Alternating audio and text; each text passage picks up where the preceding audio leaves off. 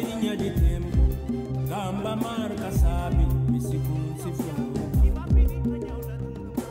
Oh, flora garigi, campainha de tempo, gamba.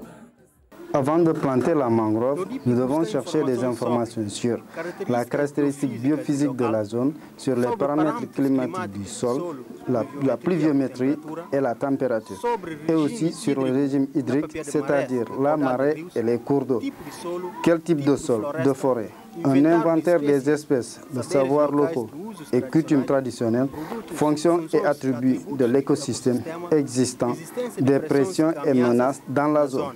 Après, nous devons choisir l'endroit en tenant compte de l'aspect écologique pour déterminer les facteurs naturels qui vont empêcher la régénération naturelle.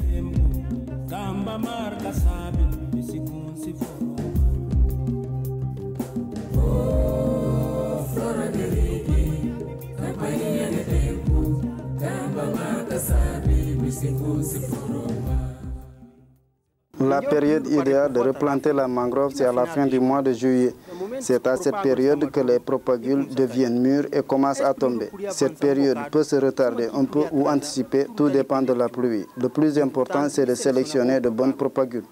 La plantation doit être faite quand la marée est basse. L'équipe de la plantation doit se positionner en ligne droite.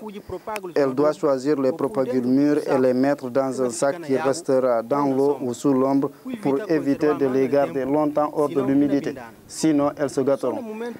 C'est au moment de la plantation que la sélection des propagules doit être faite par une équipe de sélection, en respectant la distance de 1 mètre verticalement et de 2 mètres horizontalement. Après, créer des équipes de suivi qui sauront évaluer le succès du travail, savoir pourquoi il y a des plantes mortes et les remplacer.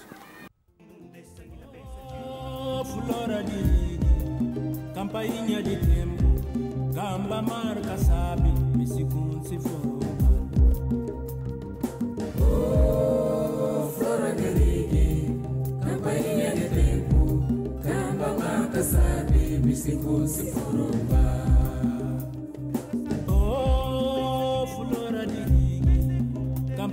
de tempo, gamba marca sabe,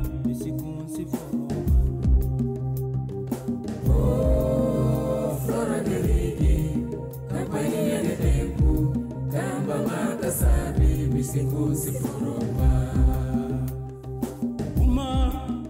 Uma farinha, caminho de upada.